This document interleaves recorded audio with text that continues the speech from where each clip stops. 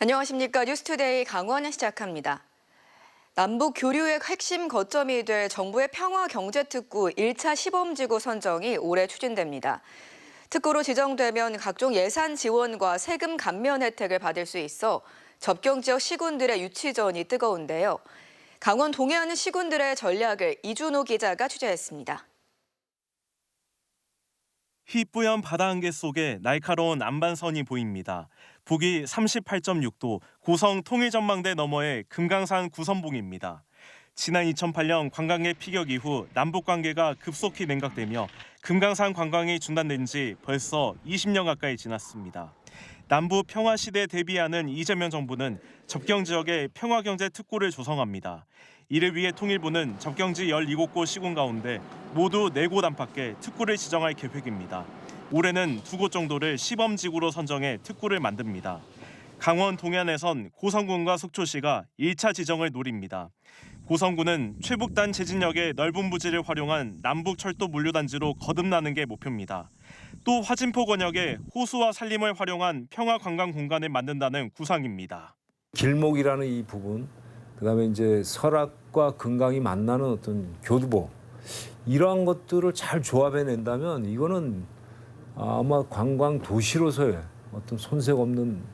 속초시는 바다를 활용한 관광과 물류 거점이란 청사진을 그립니다. 이곳 속초항과 북한 원산 그리고 러시아와 일본에 있는 평화 바닷길 구상을 핵심 전략으로 내세웁니다. 철도와 하늘길을 아우르는 교통 요충지라는 것도 강점입니다. 2029년쯤 서울까지 99분이 걸리는 동서고속철과 부산을 잇는 동해선의 교차역이 생기고 양양공항과도 접근성이 뛰어납니다. 용역을 수행하고 있는 강원연구원하고 같이 9월 예정인 통일부 1차 공모 사업에 도전해서 선정될 수 있도록 노력하겠습니다. 또 춘천과 화천, 철원, 양구, 인제군도 평화경제 특구 공모에 뛰어들 예정입니다. 평화경제 특구는 남북교류 협력의 평화와 접경 지역의 경제가 공존할 수 있도록 시설 조성을 지원하고 규제를 완화해 줍니다. 특구 입주 기업은 법인세, 지방세 부담금이 감면됩니다. 강원도는 오는 26일에 접경지 시군 7곳에 유치 의향과 의견을 수렴한 뒤 특구 지정을 위한 통합 전략 등을 수립할 전망입니다. MBC 뉴스 이준호입니다. 우상호 당선인이 다음 달 1일 출범하는 민선 9기 강원도정의 구호를 공개했습니다. 자연과 산업 평화라는 자산을 성장 동력으로 강원을 특별하게, 도민을 행복하게로 정했는데 전임 도정의 핵심 사업이었던 행정복합타운은 사실상 재검토에 들어갔습니다. 김세정 기자의 보도입니다. 앞으로 4년간 강원도를 이끌어갈 비전이 제시됐습니다. 민선 9기 도정구호는 강원을 특별하게, 도민을 행복하게입니다.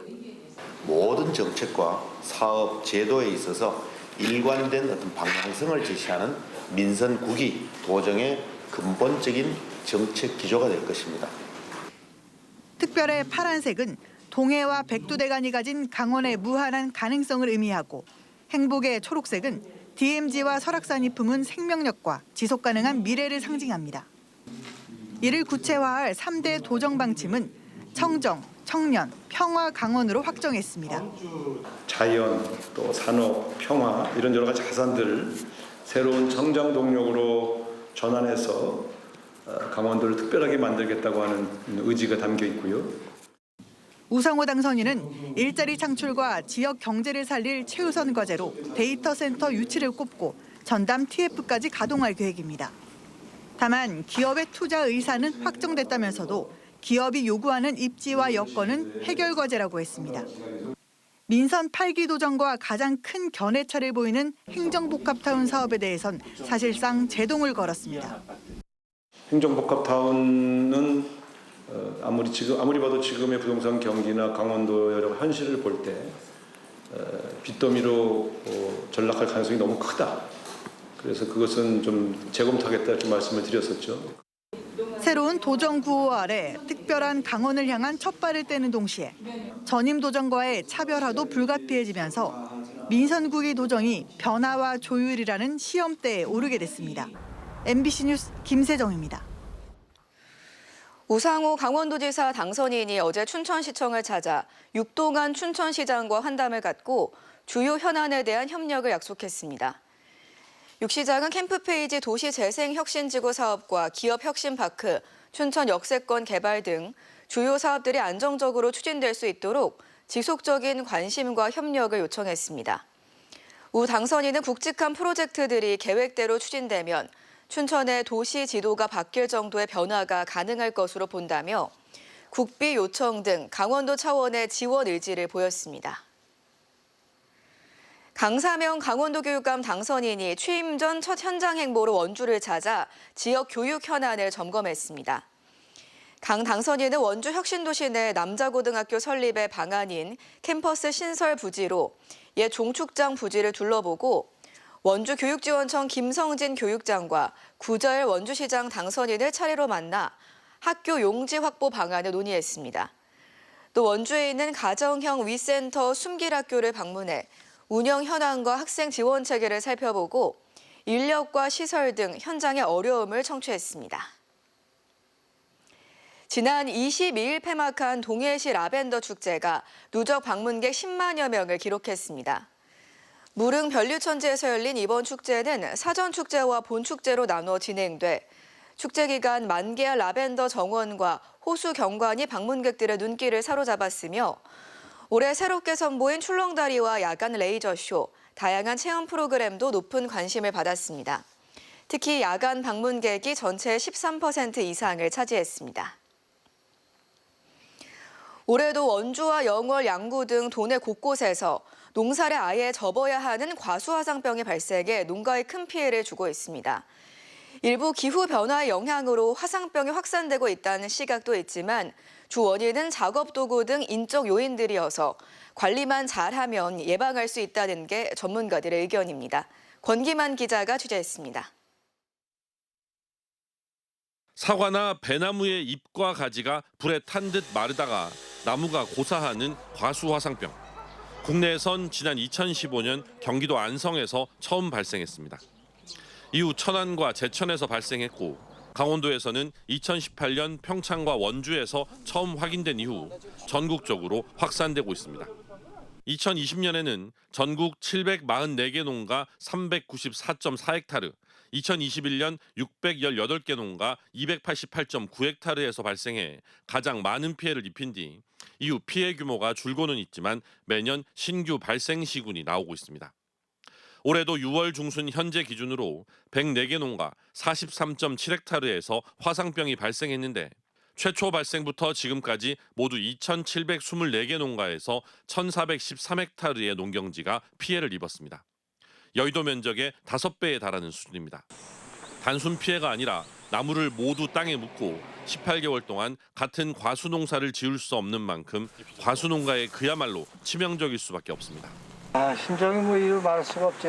이게 진짜 내가 소중하게 키우고 하나하나 그냥 이거 10년 동안 만지고 애기 다루듯 다루고 이렇게 했는데 이게 화상병이 와가지고 진짜 찹찹하죠. 화상병의 확산이 기후변화 등으로 인한 천재지변이라고 보는 일부 시각도 있지만 과수화상병은 인재에 무게를 두는 것이 더 타당합니다. 지금까지 화상병이 발생한 지역을 순서대로 지도에 표시해보면 초기에는 평택 제천 고속도로를 따라 이후에는 중앙고속도로를 따라 확산되는 경향이 확인됩니다. 지역의 과수 농장들을 옮겨 다니며 가지치기를 하는 전정사들과 여러 농장을 드나드는 차량 등을 따라 병이 확산된다고 보는 이유입니다.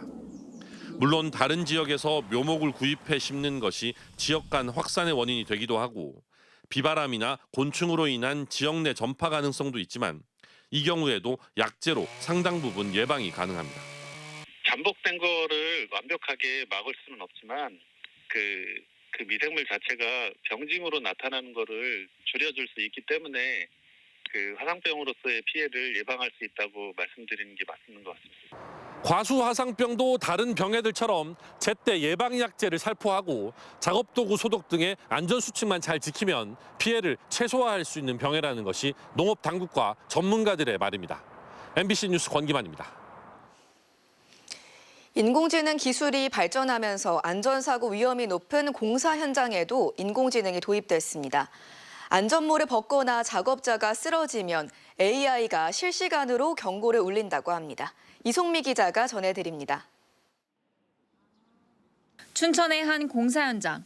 대형 모니터 화면에 작업자들의 움직임이 실시간으로 보입니다. 한 작업자가 안전모를 벗자 즉시 요란한 경고음이 울립니다. 안전모 미착용 이벤트가 발생되었습니다. 춘천시가 올해 처음으로 도입한 AI 기반 스마트 CCTV입니다. 2천만 원을 들여 공공건축공사장 3곳에 시범 설치했습니다. 수많은 사람의 움직임을 미리 학습한 인공지능 CCTV가 현장 상황을 실시간으로 분석하는 방식입니다. 작업자가 쓰러지는 아찔한 상황도 곧바로 감지해냅니다. 출입 제한 구역에 접근하는 외부인이나 화재로 인한 연기까지 자동으로 감지합니다. 화재가 날 때 연기부터 감지하는데 빨간색이라면 더 빨리 감지하는 거고. 전국 산업 현장에서 발생하는 사망 사고는 한 해 평균 580여 건. 이 가운데 절반가량이 건설 현장에서 발생합니다. 특히 추락이나 낙하물에 부딪히는 사례가 많아 안전장비 착용이 필수적이지만 감시 인력이 부족했던 게 현실입니다. 그 공백을 인공지능 CCTV가 메우는 겁니다. 일일이 관리자들이 쫓아다니면서 실질적으로 근로자들을 관리 감독하는 형태였었거든요. 사실은 AI가 다 잡아주고 있으니까. 춘천시는 우선 올해 100억 미만 소규모 공사 현장을 중심으로 시범 운영을 거친 뒤 확대 도입 여부를 결정할 방침입니다. 오작동률이 적은지 시공사분들이 이제 현장 관리에 좀 도움이 많이 되는지 안전사고 예방에 진짜 효과가 있는지를 조금 이제 저희가 연말에 이제 성과 분석을 거쳐서 사후 수습을 넘어 이제는 위험을 먼저 예측하고 막아내는 인공지능 기술이 삶의 안전망을 넓혀가고 있습니다. MBC 뉴스 이송미입니다.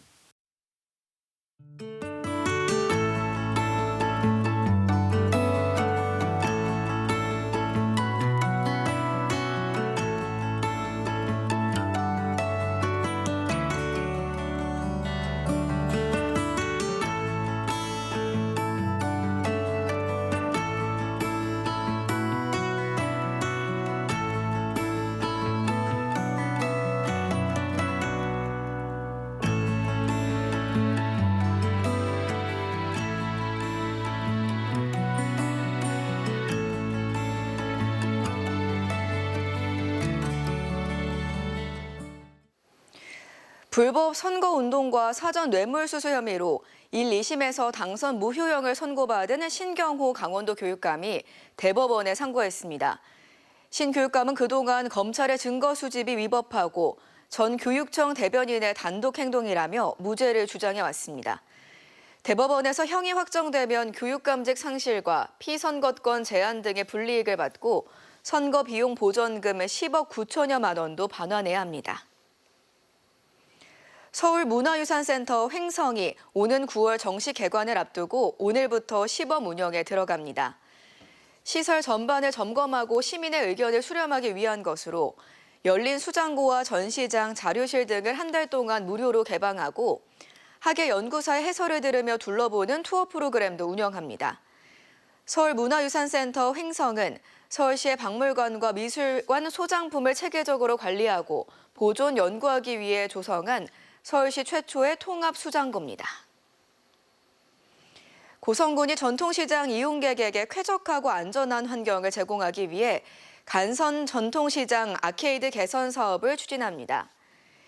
이번 사업은 총 사업비 11억 원을 투입해 낡고 누수 우려가 있는 1,100제곱미터 면적의 기존 지붕을 전면 철거하고 새로운 시설로 교체하는 작업입니다. 고성군은 이달 중 주민 설명회를 열어 의견을 수렴한 뒤 다음 달 본격적인 공사에 들어가 오는 11월까지 모든 작업을 마무리할 계획입니다.